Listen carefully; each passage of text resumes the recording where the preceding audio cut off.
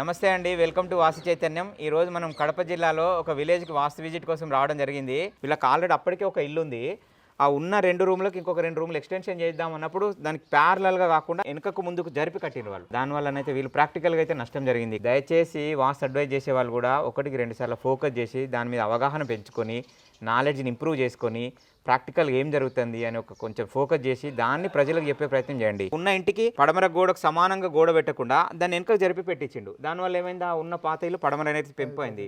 ఇందులోంచి వెనక స్థలంలోకి వెళ్ళడానికి అక్కడ గేటు పెట్టారు. అప్పటికే పడమర నైరుతి పెంపు, పడమర నైరుతిలో గేటు డబుల్ అయిపోయింది. దక్షిణ హద్దు మీద ఇల్లు కట్టిండు. పక్కింటి వాళ్ళు సెప్టిక్ ట్యాంక్ తోడితే కూడా వీళ్ళకు ఇంటి చుట్టూ మనిషి నడిచేట్టుగా లేకపోయే వరకు ఆ ఇంట్లో వాళ్ళ తల్లిని కోల్పోయారు. ఇప్పుడు మీ వీడియోలు చూసిన తర్వాత నాకు పూర్తి క్లారిటీ వచ్చింది సార్. చూశారు కదా, వీడియోలో ఏ లోపం ఉంటే ఏం జరుగుతుందో అది ప్రతిదీ నేను అక్షరాల మా ఇంటికి ఆ లోపం ఉంది సార్, నేను అనుభవించడం జరిగిందని చెప్తా ఉన్నాడు. తనకు జరిగిన నష్టం మీకు జరగకుండా కాపాడుకోవాలని నా యొక్క విన్నపము.